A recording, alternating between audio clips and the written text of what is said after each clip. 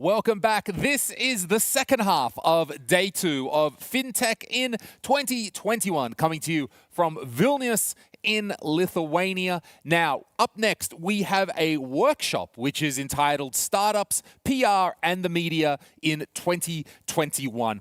And we're going to be having a know-how session on tech journalism with TechCrunch editor-at-large Mike Butcher. And we're going to be talking about such topics as how do startups relate to the media? You're a founder, you're starting your company, you're thinking about all the technical things, you're thinking about your business strategy, but how should you be relating to the media? What's the message you should be getting across? What would the media actually be interested in? Oh, you got a little money. You got $500,000 in startup funding. Is that even relevant? Does TechCrunch even care about $500,000 these days? What sort of stuff are journalists and tech media interested in these days? That's what we're going to be talking about. So some very practical hands-on session. And our moderator for this session is Yulia Yegorova, and she is founder and CEO of Black Unicorn PR. They're a PR agency that specializes in startups, really integrating themselves into the startup organization to get the best results. Yulia, how you doing? I'm good. How are you doing? Doing well, doing well. So as I understand, so you're going to have a talk with Mike. Correct. You're going to do this, and then, but it's all about the Q&A in this one. Ideally, yes. So we do have an opportunity at this case, to get Mike to answer all of the questions that people have. And obviously, Mike is quite a high-profile journalist, very difficult to catch sometimes. So I hope people will take this opportunity and ask him all the pressing matters that they have. Cool. So that you've heard it straight from JJ's lips. If you have questions, this is an interactive one. You need to write that into the chat in OnVent. If you're not in the OnVent platform, go to our website, register there, fintechin.lt, get into OnVent. There's the chat that you'll be able to write in, and JJ will be asking your questions to Mike Butcher live here in the session. Without further ado, let's do it.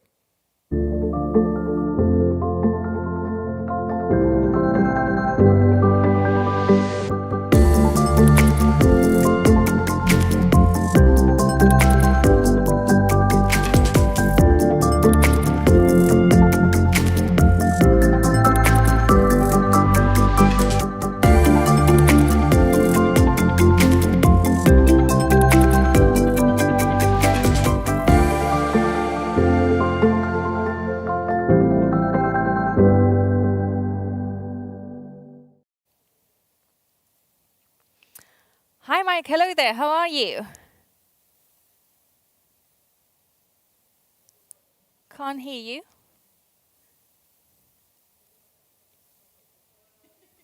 Okay, Yes. I was on mute. Oh, that's all right. That's all right. That happens, especially nowadays.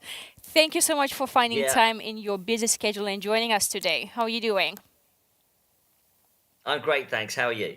Very well, thank you. It's the last session today, so we're expecting a lot of people to tune in.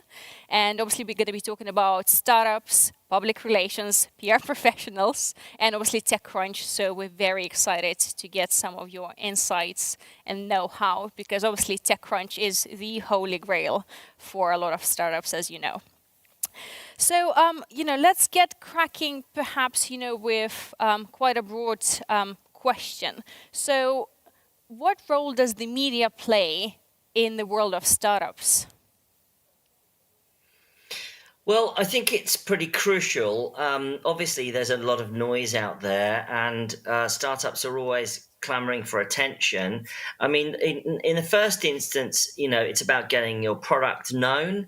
There's also the issue of fundraising and showing that you've obviously got the confidence of investors.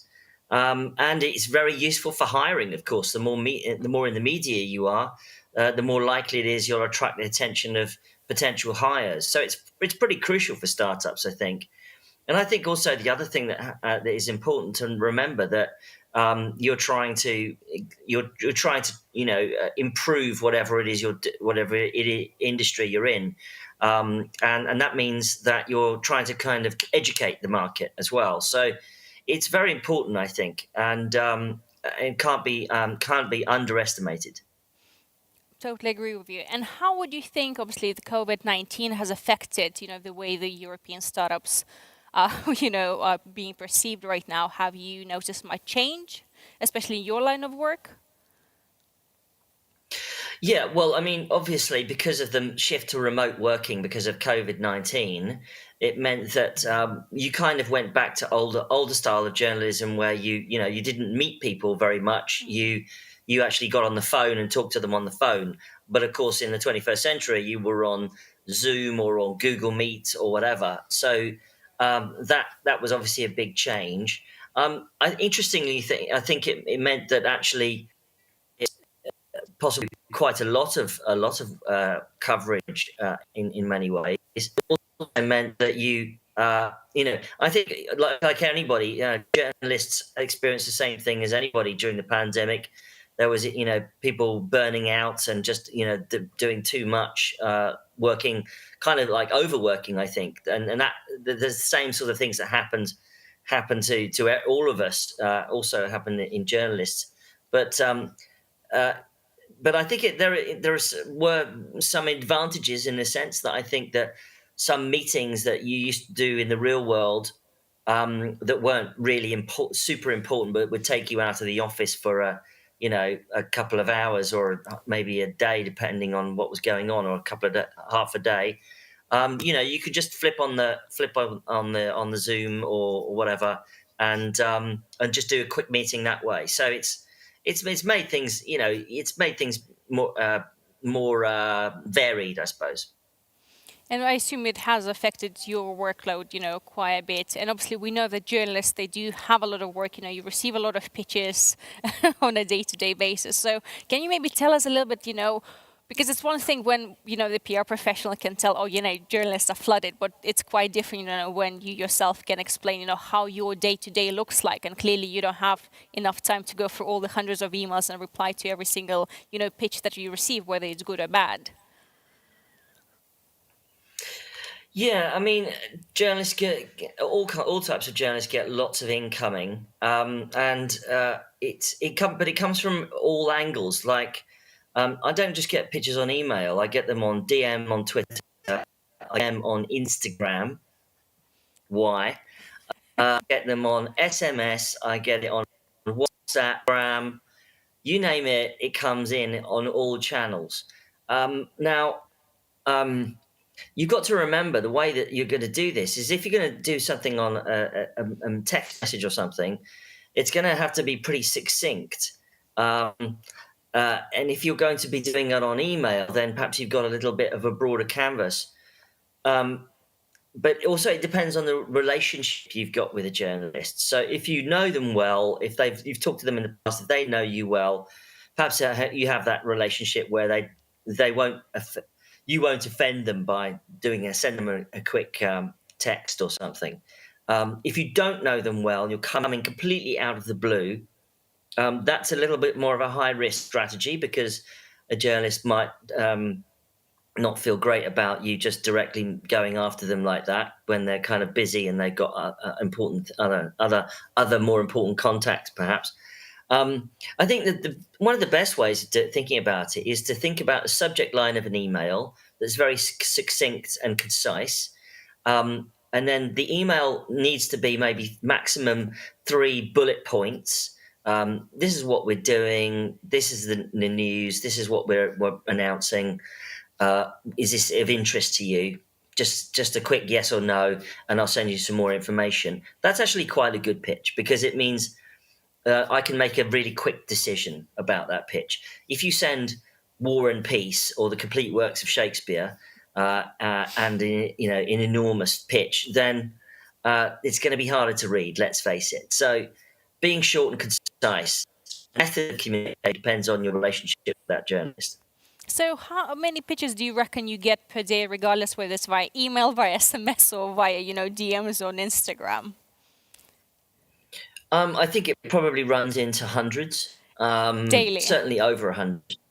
Yes.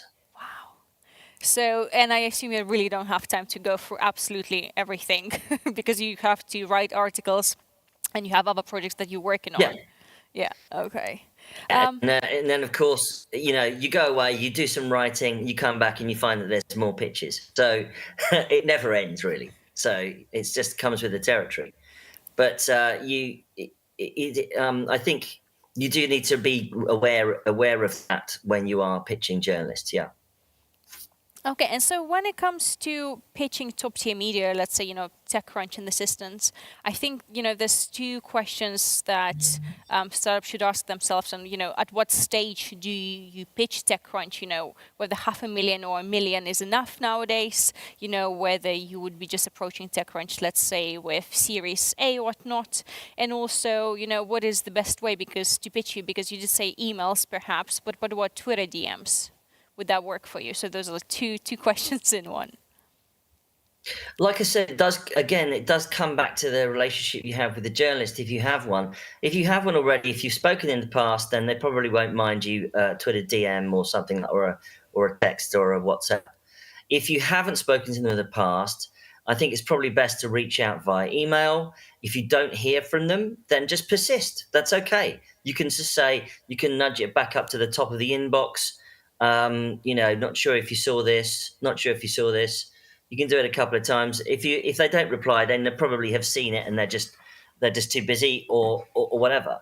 But in terms of, like, say, for instance, fundraising levels, there's two things to say about that. First is, if you're doing a genuinely interesting technology product, then perhaps the funding amount matters less. Obviously, things get more interesting the more money you've raised. Um, uh, I don't think it's a bad thing to reach out and say you've raised 300 grand or 500 grand, but I probably would not really expect you to get covered, particularly at that level. It's when you get to late seed stages into the sort of large, the early millions, or Series A, that you're more likely to pick up coverage, because you're talking about more substantial amounts of money. And then, of course, it's not just the amount of money, it's also who's involved. It's the investors. Are they top tier investors? Are they well known? That becomes an issue as well. There are lots of other things, like, for instance, perhaps you might get a celebrity investing in you. Perhaps that's an interesting angle. So it really depends on what it is, to some extent. But the money becomes more important the more money it is, for obvious reasons. But I think it's important to start establishing a relationship with the media, with journalists early on, and you may not get coverage early on, even though with those small amounts, but at least they might be aware that you exist. Yeah, and I think that's quite important, right? Just to, as you said, to establish this relationship and not perhaps, treat journalists just as tools that will get them coverage of some sorts. So let's say, if someone is raising around 1 million or less, and if they just get in touch with you, obviously, it might necessarily result in any sort of coverage, but at least you can have a conversation with that particular founder, for your future pieces, or, you might at some point to remember them, when you're doing some other works. So you would urge founders to chat with you. Yeah, I agree with that. But you might get lucky. Perhaps that week we're covering your sector, and there's a big story in that sector, and there might be something relevant that you've done that's relevant to that story that week, because that story's big. I always say, like, when large players do big announcements, like Apple comes out with a new product, if your company is relevant to that story, it might, doesn't have to be Apple, of course, but if it's a large player who's come out with a big announcement and you're operating in the similar sector, perhaps that might be a good time to talk about what you're doing. So it's always good to jump on the news moment, to get on the back of big announcements, because then journalists, they're looking around for stories in a similar space. So it's important for startups because, when it comes to startups, especially if, it's an early stage startup, they do have the CTO guy and the CEO guy. And sometimes, they might be lacking the marketing/PR experience. So they might not necessarily be always, into the world of news and reading everything. But your advice would be to definitely keep up, with what's happening and try to kind of tap into the news agenda where possible. Look, I mean, I think it would be strange if a founder wasn't keeping tabs on the news in their industry. I think it would be kind of silly and yeah, not a good idea. I expect founders to be experts on their industries. I expect them to know what's going on in their sector. If they don't, then that's maybe a red flag for me. Perhaps they don't really quite understand the market that they're playing in.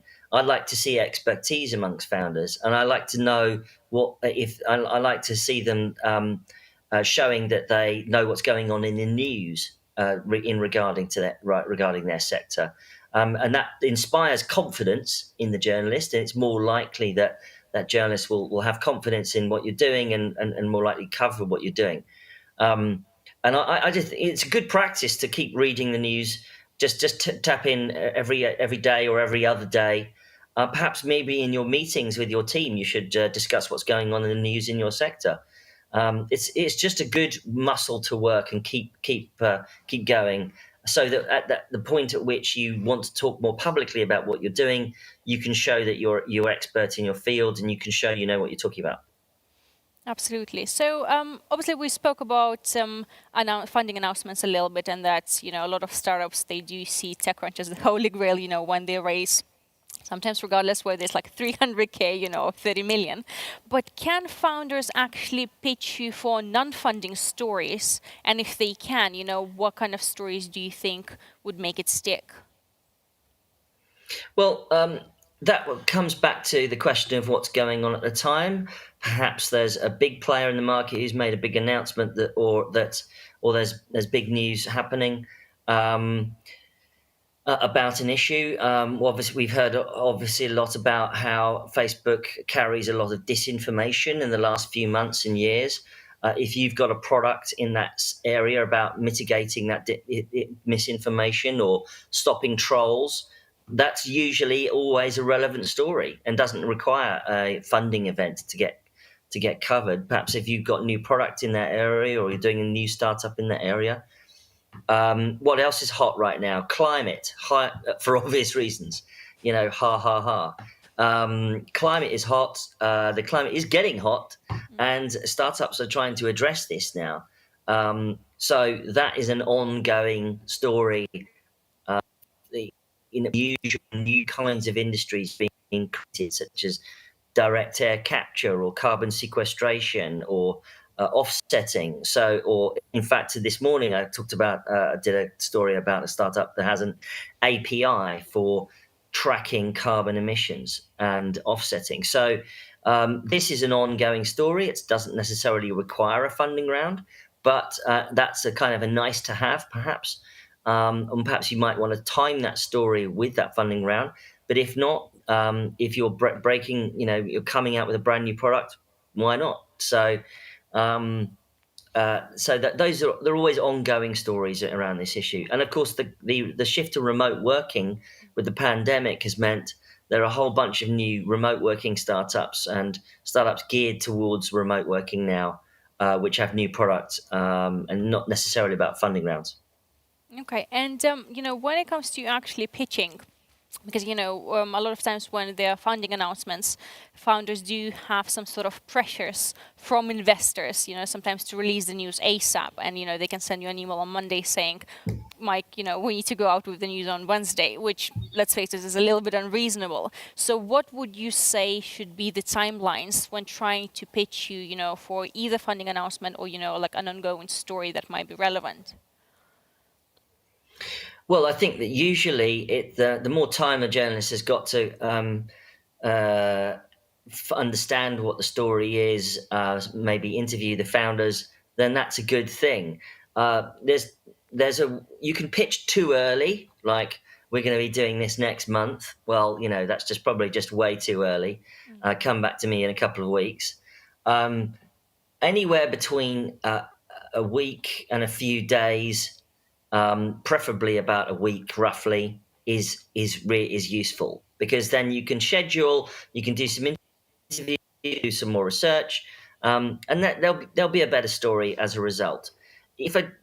What's really annoying is when a startup pitches saying, a startup that's not very big. It says we're launching this afternoon or tomorrow. Yeah. The likelihood of you getting covered decreases quite drastically. Big companies can do that. Large, big startups will, especially because they have a lot of moving parts, probably might say, we're announcing that this afternoon, or we're announcing it tomorrow morning, or we're announcing it right now. You know, um, that's their privilege because they're very large players in the market. But if you're still a small player, it's better for you if you're going to give the journalist a lot more notice and a lot more time. Okay, that's noted. And when it comes to pitching, one of the things you said that you can follow up with a couple of emails. But then, what is the politics here? How many emails, follow-up emails, is one too many emails? How to make sure that your pitch actually gets noticed? Besides having a great it's no subject big deal line. I mean, I don't care if you send it if you send me the same email 4 times, that quite clearly you want to get my attention. But if I still haven't replied after the fourth email, then to face it, you're not making the cut at the moment. That's probably, I think, actually often I find that's actually quite the simplest way, because it's not a text message. It doesn't require immediate attention. People who yesterday someone was messaging me like da da da, and I didn't reply because I was busy, and they kept on going. I was like, well, obviously I didn't. The reason I didn't reply because I was obviously busy. Did you email me about it? I don't know.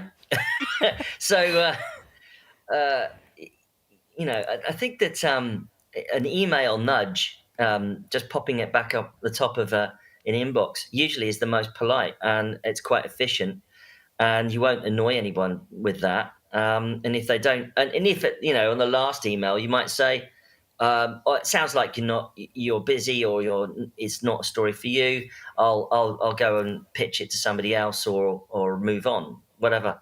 And then the journalist, perhaps they might go, oh, "Okay, yeah, this sounds interesting. After all, I'll jump in before the story goes somewhere else."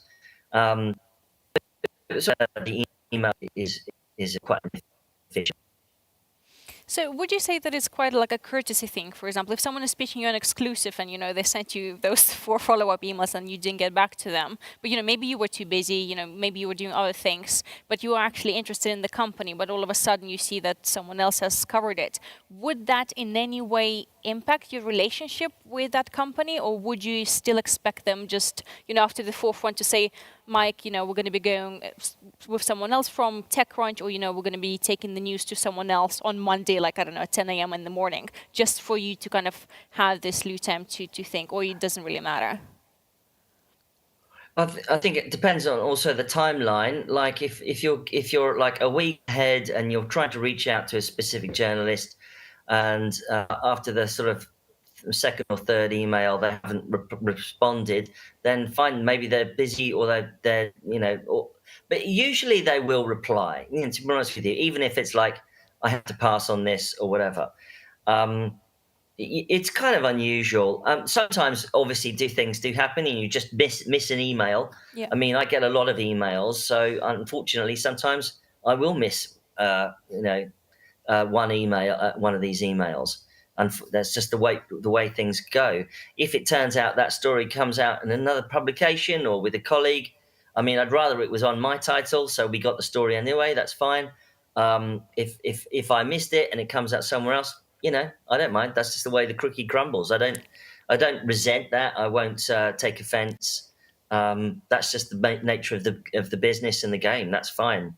The real problem is if what you've got to be aware of is, don't pitch two journalists from the same title at the same time, because that's called double pitching, and you'll end up with a situation where both journalists think that they are the one talking to you, and as you're talking to both. That's very annoying, deeply annoying, and that can land you in trouble. And then confusion will ensue as a result.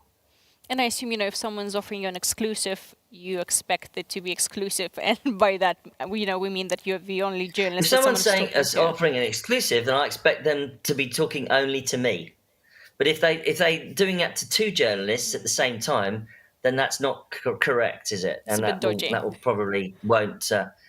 You'll take a dim view of that behaviour.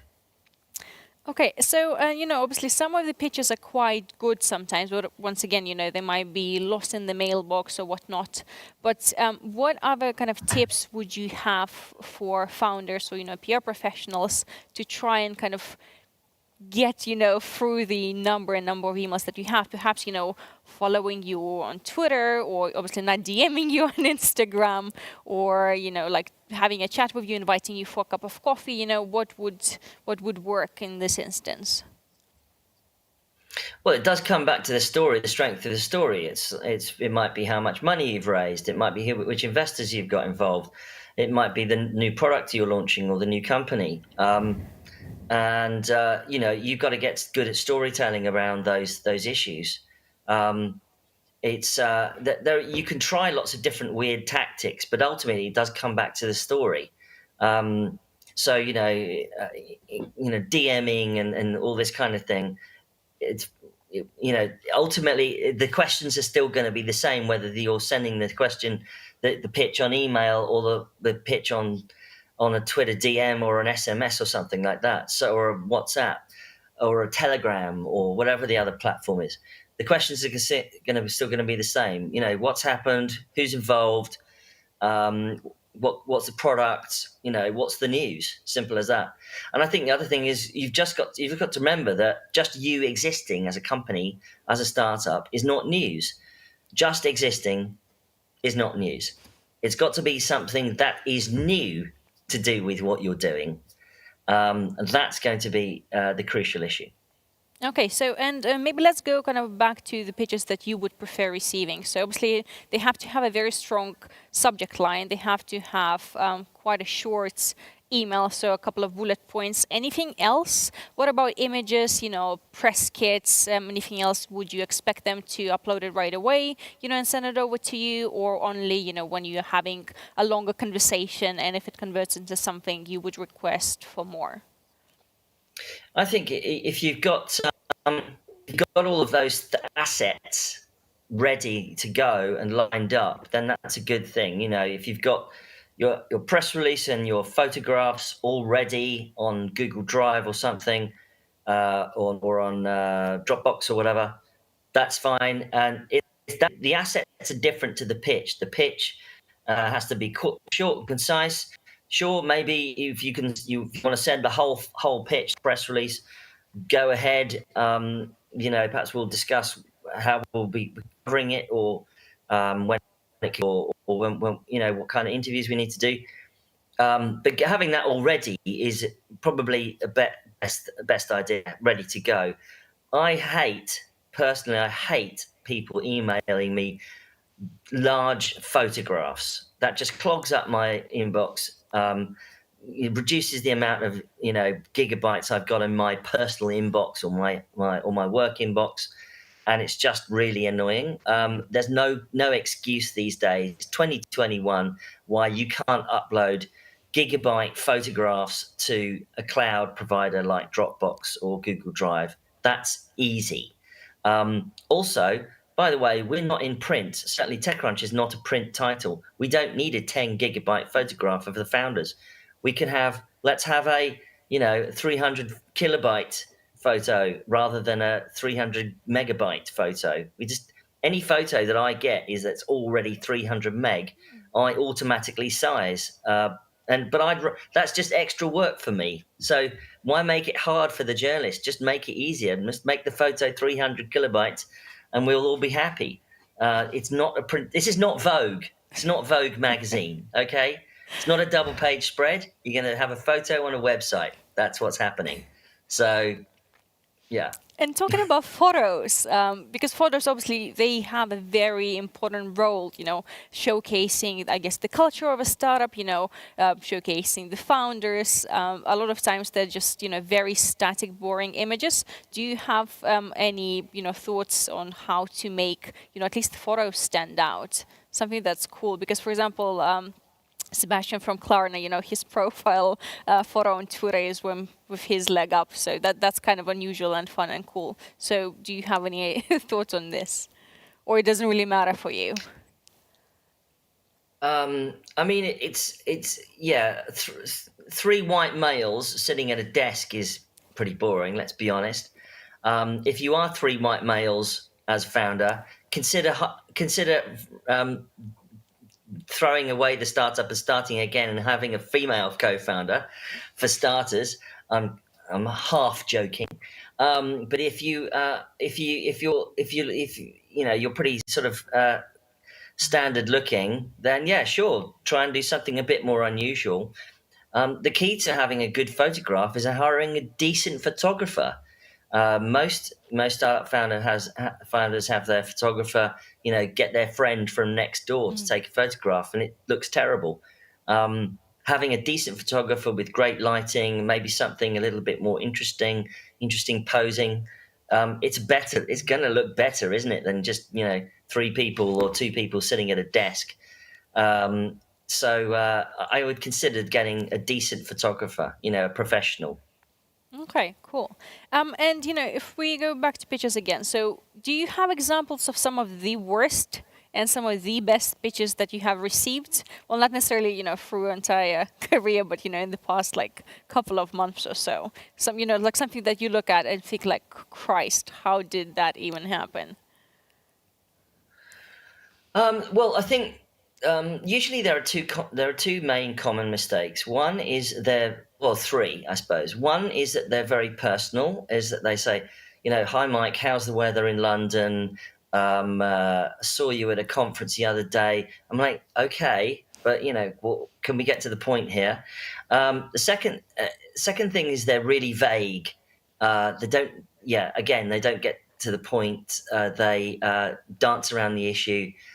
And the third is they send literally War and Peace or Shakespeare's complete works. And it's a whole A4 page of 10-point pitch that I'd have to sit down and actually read. I mean, it's just too much. You want to get to the point where here's what's happened. Here's maybe it's fundraising or whatever it is, or we're launching X, whatever it is. It'll compete against Y. Here's why it's better than the other guy. Here's why it's better than the competition. It's stuff like that. Just bullet points is simple to digest. The worst ones are, the classic, we're changing the world, etc. Disrupting, revolutionizing. It's hyperbole. We're revolutionizing something. Do you know my pet hate word right now is we're democratizing.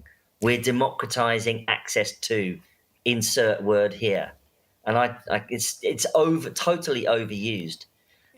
So I is that actually they're not doing anything. It's got nothing to do with democratizing. It's just a product. Yeah. Okay. It does feel like every year there's one particular word that everyone's using. So it was we're innovating. A couple of years ago it was revolutionizing, and it seems that this year the word of the year goes to democratizing. They never go away. Everyone keeps using them, and they're all rubbish. Gotcha. And what about Twitter? Because obviously, we have a lot of viewers from the Baltics where Twitter is not as popular. You don't get a lot of founders, not a lot of investors on Twitter. Everyone's pretty much on Facebook and LinkedIn. But of course, when we look at international media, all the journalists, they live on Twitter, right? So that's where you can find, the work that you've been doing, the activities that you've been into. So how important do you reckon, Twitter is for startup founders, especially from the Baltics, and whether you would urge both a startup and the founder to have a handle on Twitter and just kind of try to do something there? Well, I think it slightly depends on culture. In the Western media, Twitter is a big deal. It doesn't mean to say that you as a founder have to be on Twitter all the time, but maybe having a profile simply so that you can follow Western journalists and see what they're talking about might be useful for you. Um, I think the important part about it is not to just randomly tweet, but to engage in subjects. And if you see something that a journalist is talking about on Twitter and being able to say something intelligent about that subject, you'll probably catch their eye, and they'll maybe follow you back, and maybe you can start a conversation. In other cultures, perhaps there's more heavy use of LinkedIn. I don't really use LinkedIn because LinkedIn seems to be full of recruiters and things like that. And by the way, I'm not sure if I can still see you or if I've gone dark, but I you can guys have gone see you, I dark for can me. hear you perfectly. Oh, okay. Well, I've lost your video, but anyway, it doesn't matter. So it might be the case that LinkedIn might be another way. I just think all of these things they're just messaging platforms, whatever it is, which is why I come back to maybe using email intelligently. You're back for me. So, yeah, LinkedIn. Unfortunately, I personally do not check my LinkedIn regularly. And then, if it's something that a startup is, trying desperately to get out quickly, and it's quite a timely issue, then I would not rely on very quick reply on LinkedIn, because unfortunately there is just too many recruiters and kind of random pitches from crazy people who using and abusing LinkedIn. So I just don't think it's a very good platform for that.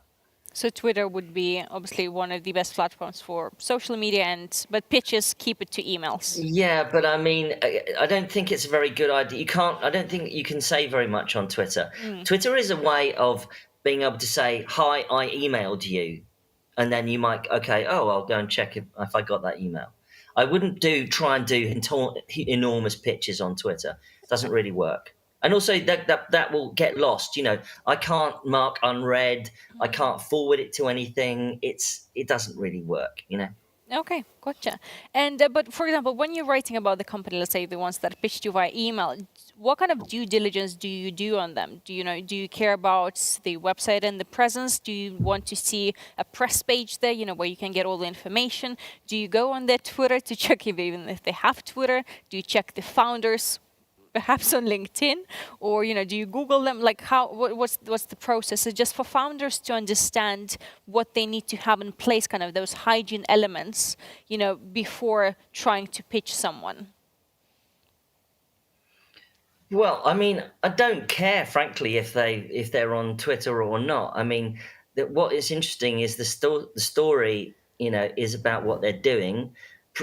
Presumably, they've got a website. I mean, duh, and an app or whatever it is, and they some press materials of some description and some pictures either of the product or the founders or both.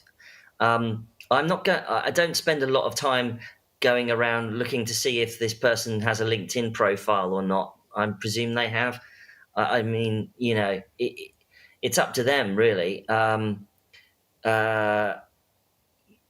Yeah. I mean, yeah. That's not really that big a deal. And I assume if you want to have more it information, might be interesting to look at sort of their company information perhaps on an official database. Like in the UK, we might look at Companies House or something like that. I think it's actually very useful for startups to have a Crunchbase page. That is much more useful. That's probably the most useful thing that they can do, aside from just the obvious things, because that's sometimes lists some information. Certainly, so for instance, it has information on the investors. for instance. So that's useful to know. Yeah. And So I would say Crunchbase is probably Crunchbase. my go-to platform for double checking on a company. And obviously, nowadays that everything is online, how often do you actually interview founders? Do you even have the need to interview them, that much, or everything is going to be enough, let's say, in the press release that they have? Oh no, I interview as many founders as I possibly can, given the time, even if that's just literally Q&A over email. Because there is always more questions to ask. As often as I can, I'll jump on a Zoom call, but you've got to arrange times to do all of that. But yeah, it's very rare to see. Well, it's very depending on time, how much time you've got. If a very large company does a big announcement, then you're probably going to go off a press announcement for because of time. But you'll pretty much always follow up. Okay, cool. And if you do interview founders, let's say via Zoom, right? I think they can get a little bit nervous being interviewed by journalists in order, not to say something wrong. Or, they'll say something off record. Would you have any tips for them in terms of, how to act with journalists? Because even though obviously we're all people, we're all on the same page, they might have, those worry being interviewed, let's say, by Mike Butcher himself. I'm not saying that you're scary. Hopefully, I don't come across as too scary. But you've got to know what you're talking about, and we will ask you direct questions. And I think often you'll find that. I mean, I'm no expert. There's lots of different subjects out there that I'm more expert in and some that I'm less expert in. So if I don't know the sector you're playing in, then I expect you to be able to explain it to me. And I might ask you pretty simple questions like, how does it work? And I think the mistake that lots of founders make is they turn into marketing speak when actually it's better for them to just be fairly direct and answer the question. The main thing is to be honest for obvious reasons. Yeah. And I think, just prepare in advance.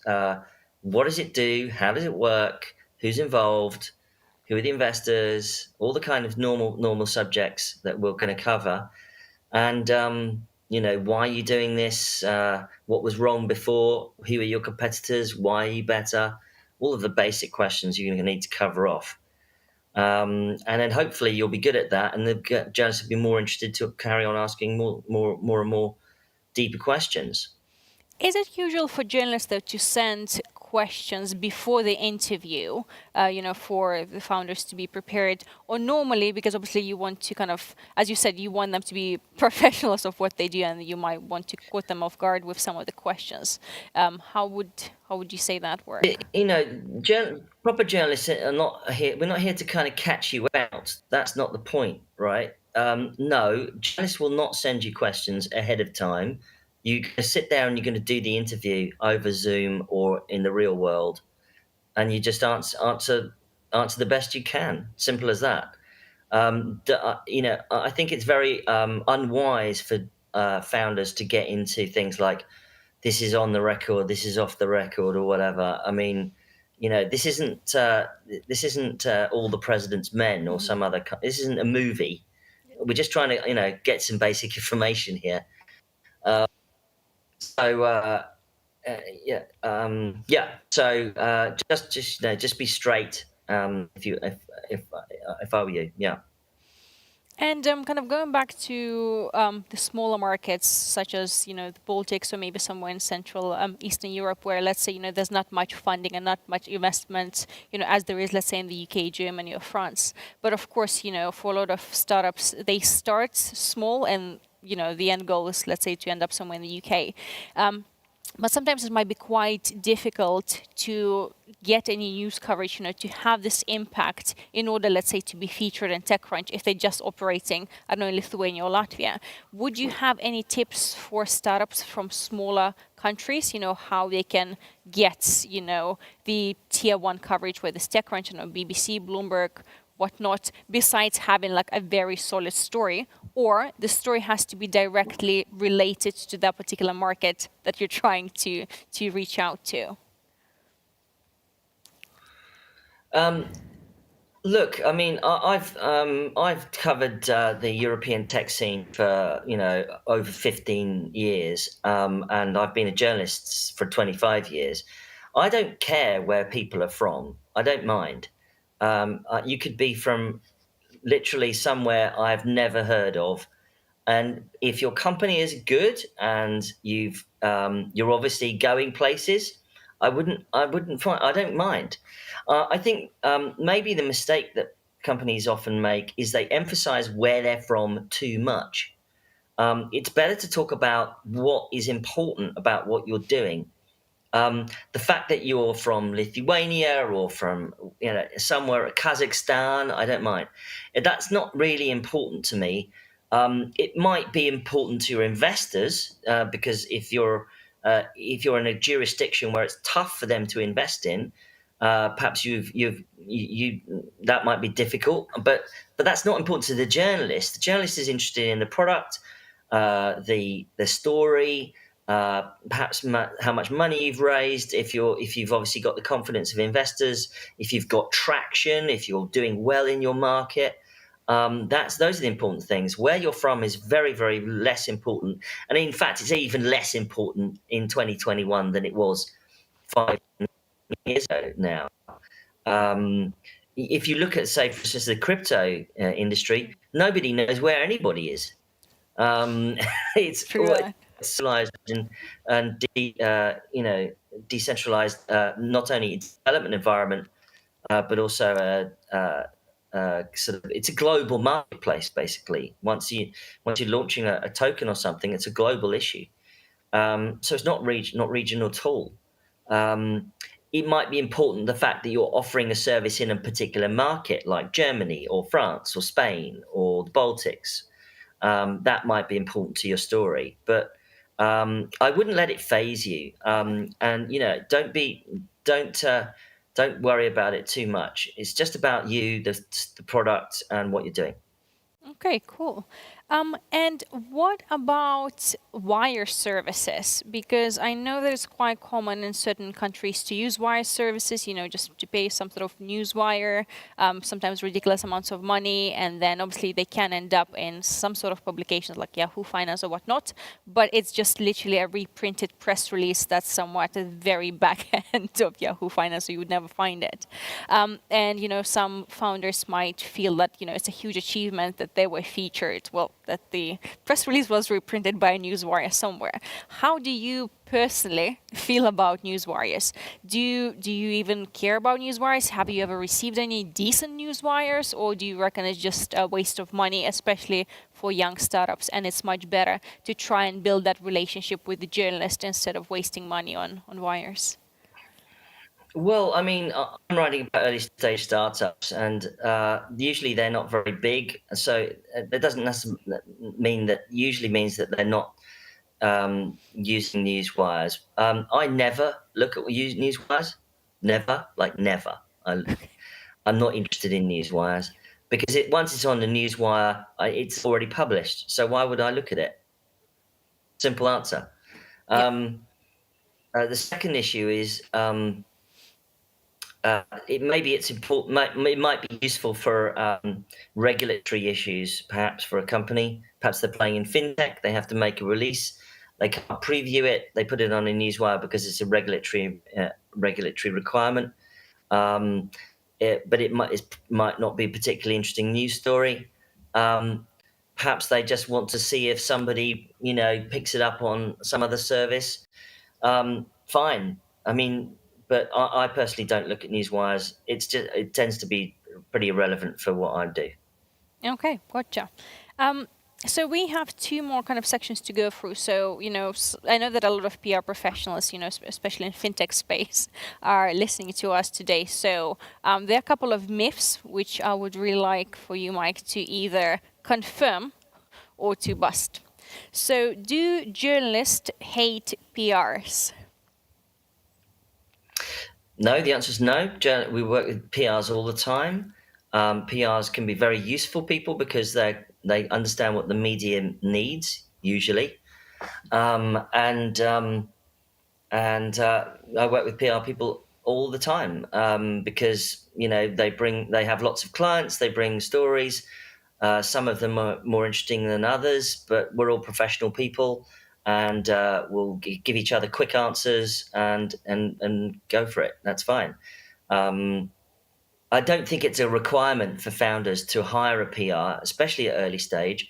They tend to be expensive, so we're talking several thousand euros a month. And at an early stage, perhaps you just don't need that, and you can get by just reaching out personally.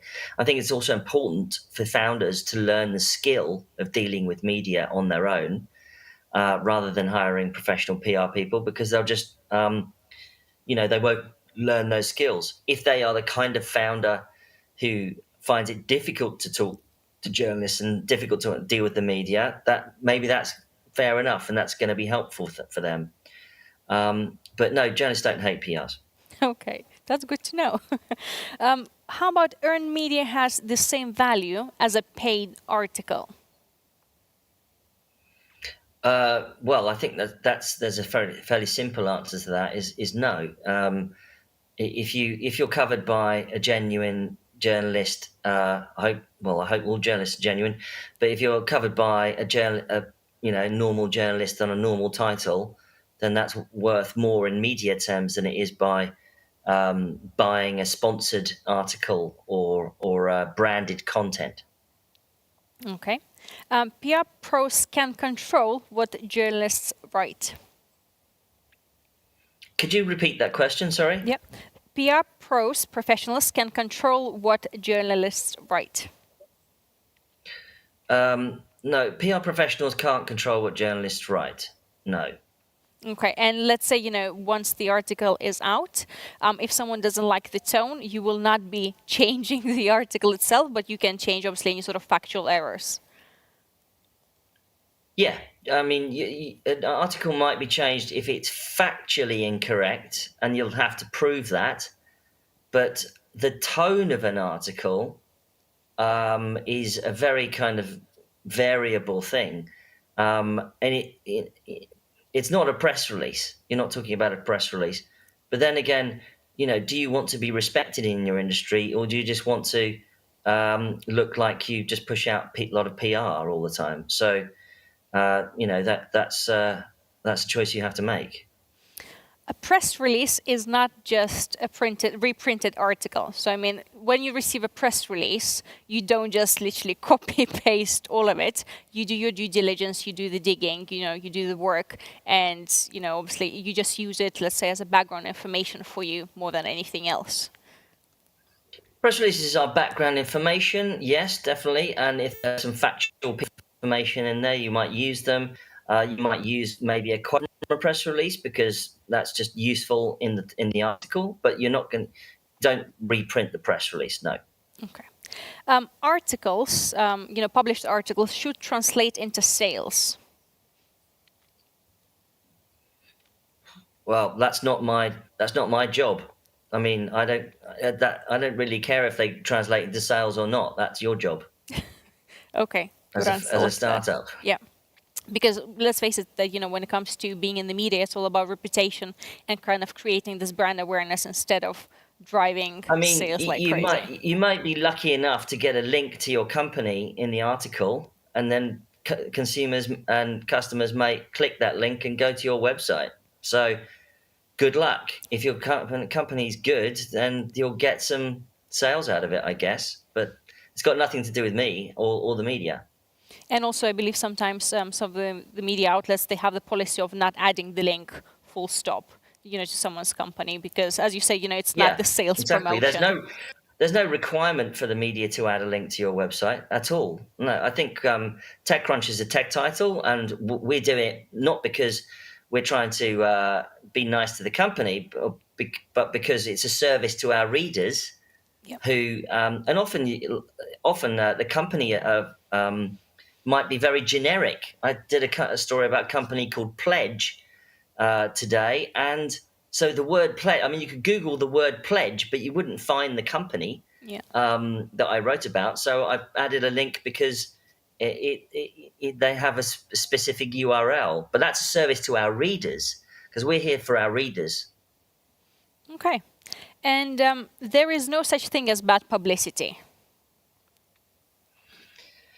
I think I would probably argue that that's more or less correct. Yes, unless the company's actually going down, any kind of publicity can be useful. I mean, WeWork went through enormous problems with its publicity, but guess what? People carried on hearing about WeWork, and now they're doing an IPO. So. It obviously didn't hurt them. I think, yeah.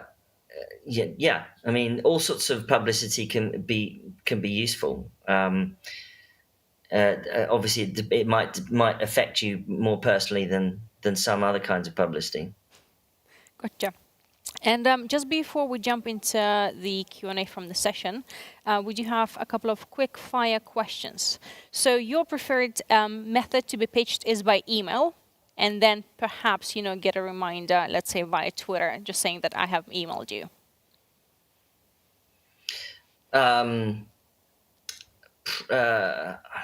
Yeah, I would say that, yeah.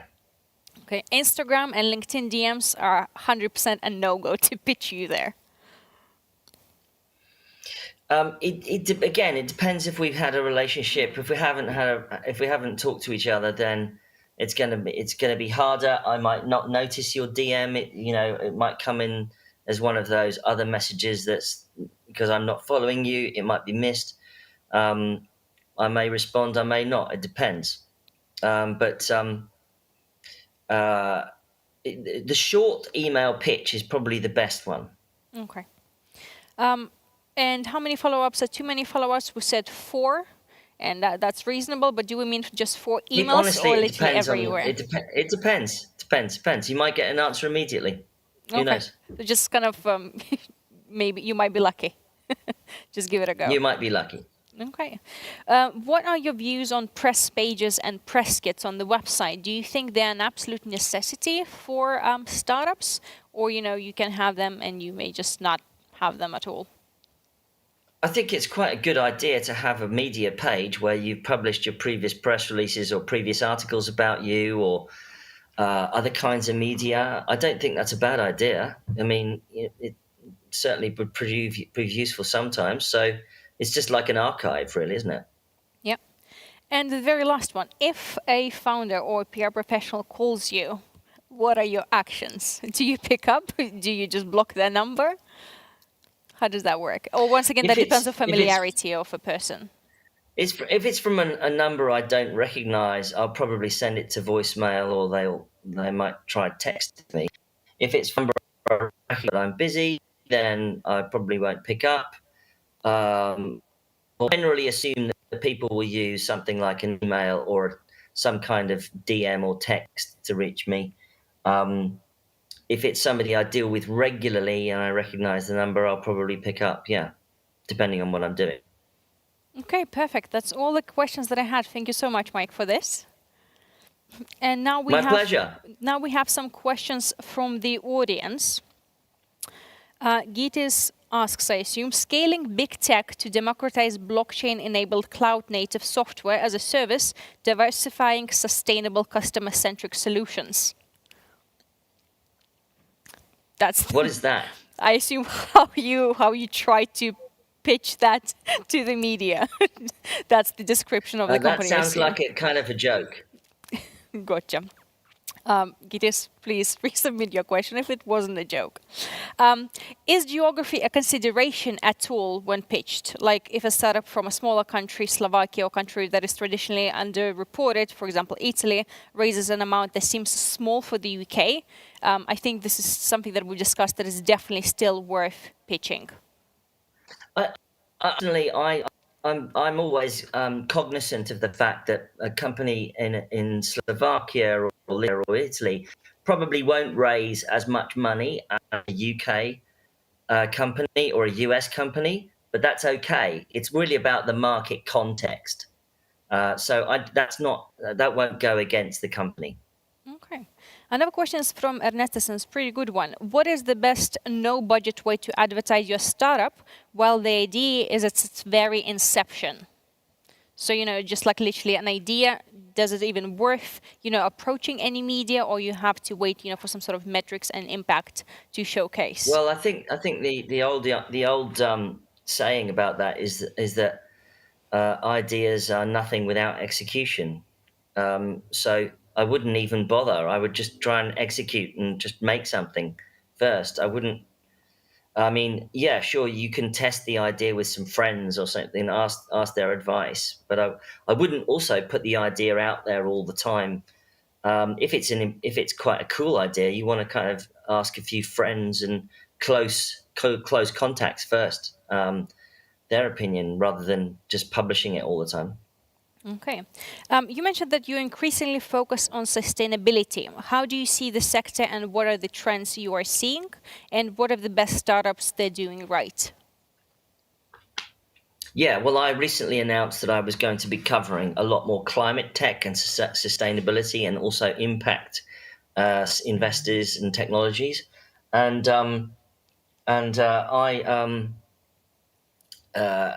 I think it's a fascinating area. I think it's incredibly important. We've got only 9 years left to halve our carbon emissions across the planet. And I think the amount of innovation that's going to happen in this sector is going to be absolutely enormous. Bill Gates came out recently and the other day and said there will be at least 5 to 10 unicorns just in climate tech over the next 10 years. So it's going to be a huge place and a huge sector to cover. And I'm excited about covering that a lot more myself. Amazing. And what are the biggest interests within fintech right now? I think the fintech revolution is continuing. Open banking was such a huge revolution in the financial sector that fintech is just carrying on and on.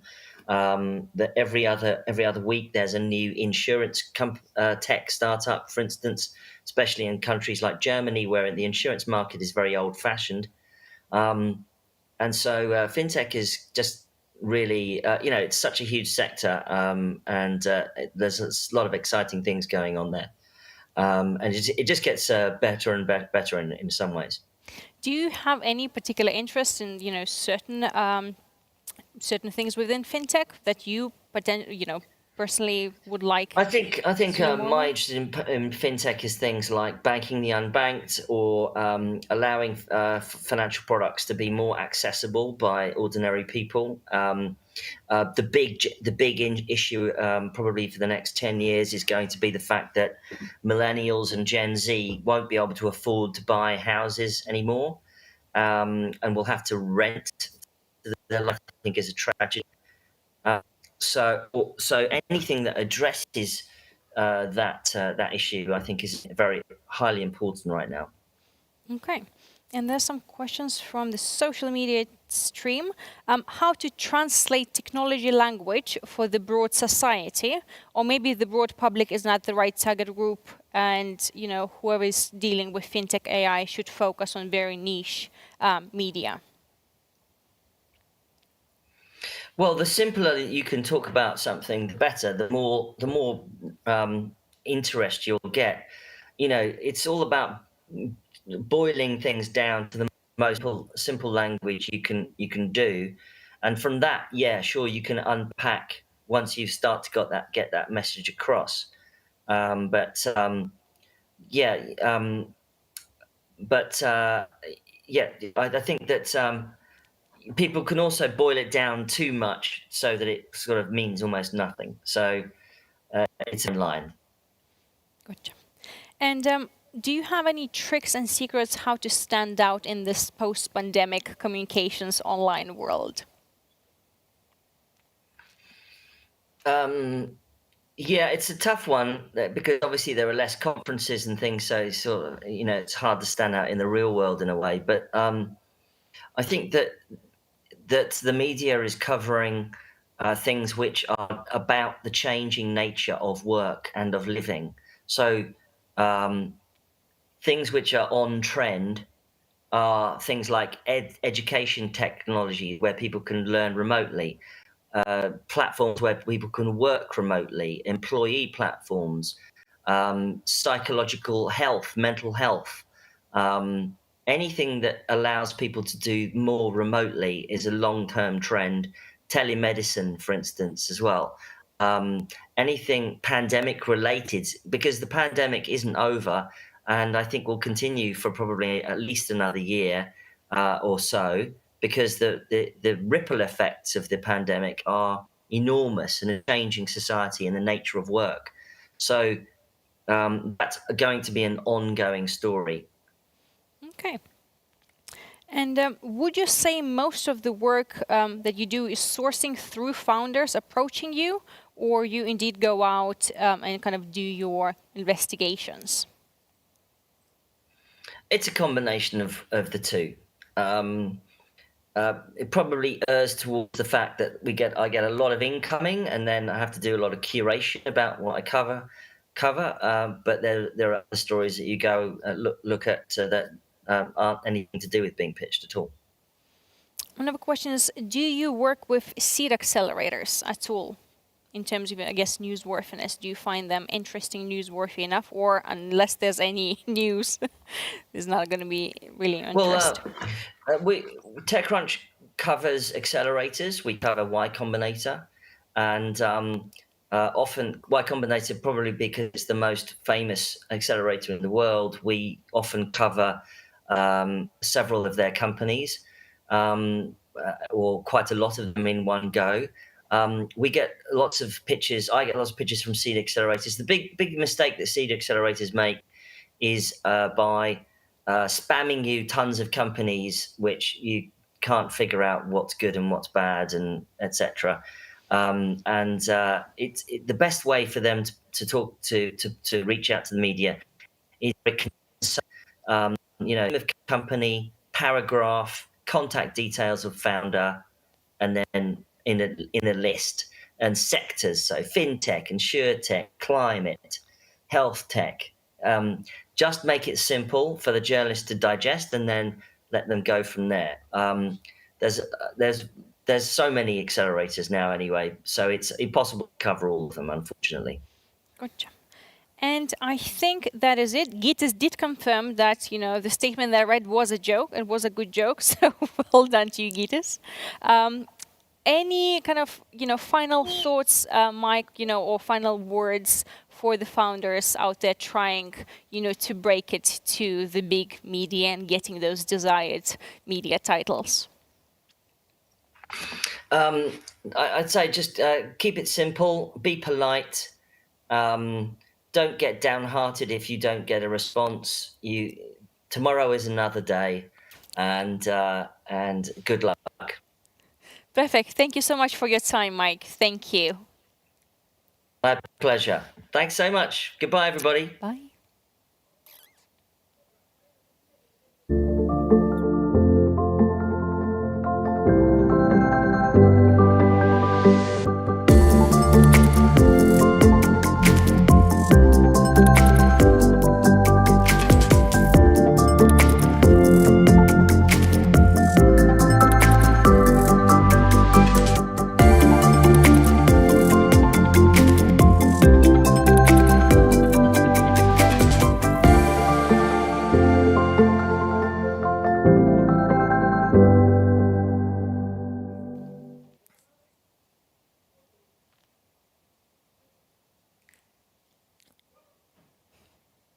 Okay, we're on. Yes.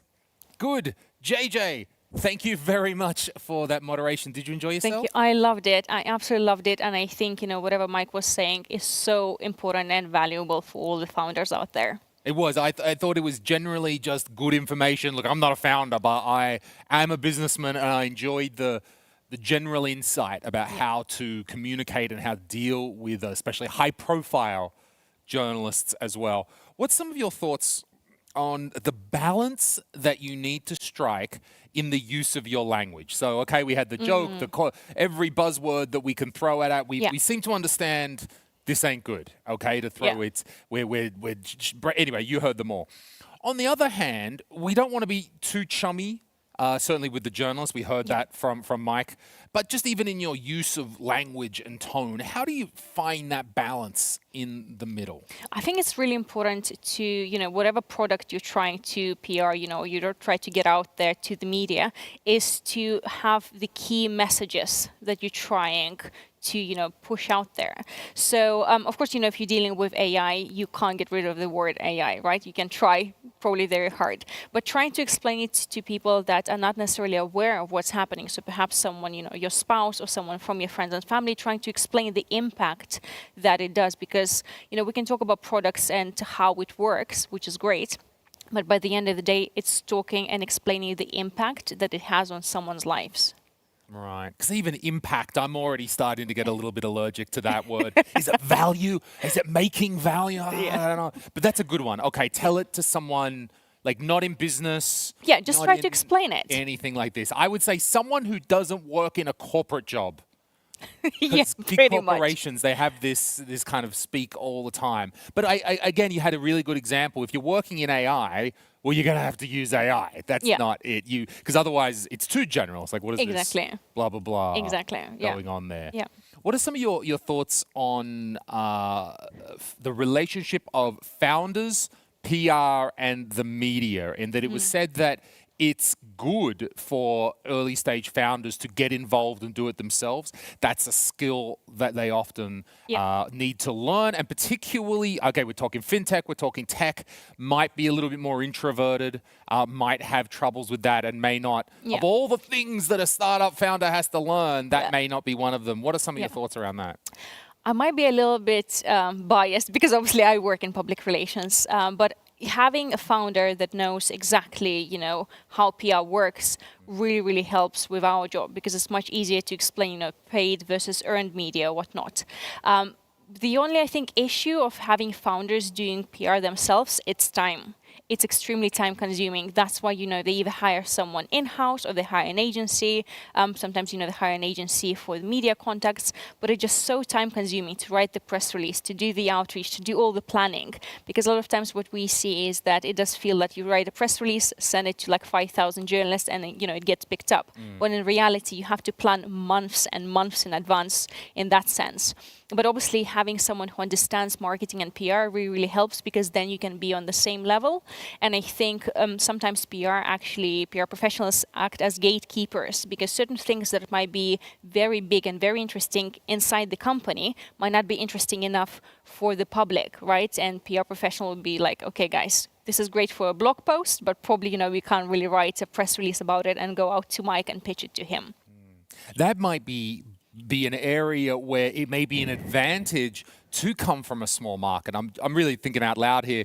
Again, you're coming from Lithuania. I've been doing a lot of work in Estonia. It's one of in the smaller markets, you can really know most of your journalists.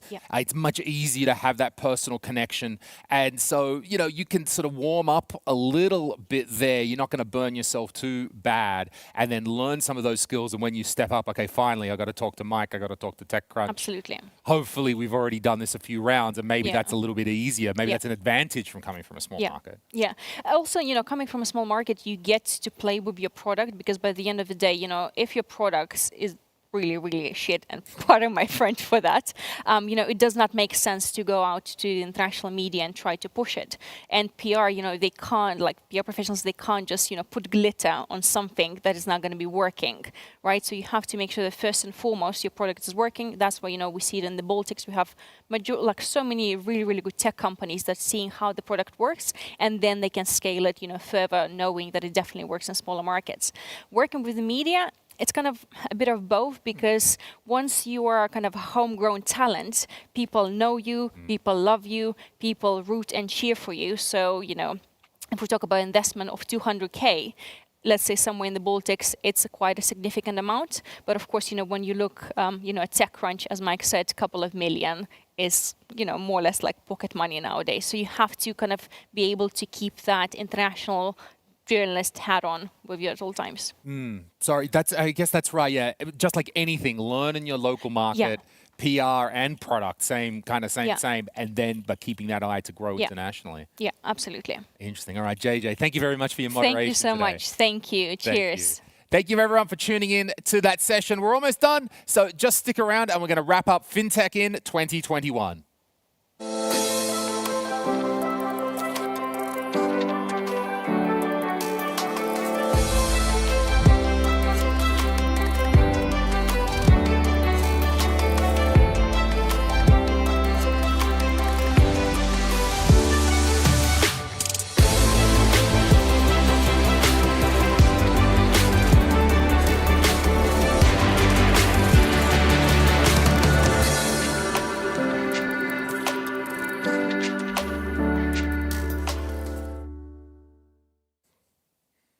You're still here. Thank you very much for joining in FinTech in 2021. We're really happy that this event could go ahead. We all know the challenges that are happening in the world right now, and we appreciate that you took the time to sit. There's so many things to watch that you were watching, and I think they were really great sessions, very informative sessions, especially that last one, talking with Mike, like very practical skills. I'm not even involved myself as a businessman in FinTech, and I feel like I learn a lot from that session as well. So thanks very much for watching. We want to, first of all, thank all of our sponsors and partners one final time. So we need to thank for the great help of the Lithuanian Ministry of the Economy and Innovation, the Lithuanian Ministry of Finance, Lithuanian Agency for Science, Innovation and Technology, as well as our partners Sensedia, On-air.lt, Rocket, and FinTech Lithuania and FinTech Hub LT. Thank you very much for your support. We really appreciate being able to put on this event, and I hope that you've all learned something. I hope that you've got sort of a feeling, the pulse of how FinTech is going right now. Yesterday, and I'll try to sort of summarize some of the topics as I looked at it from an outsider perspective. I saw a lot of talking about the move. We are starting with crypto. We've got a currency. Excellent. Good. We kind of understand this right now. But a currency is not an economy. And we had a lot of discussions around how do we scale that up? How do we take that? Our NFTs, our tokens? This seems to be something that is playing into this greater picture of open finance and distributed finance. And we spoke a lot about the real thing that underlies so much and so many of these topics that we've dealt with in FinTech is identity. Working out who you are.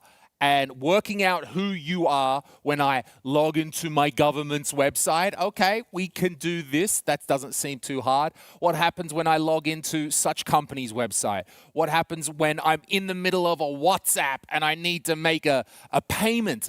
How is my identity being shared through those different systems and apps?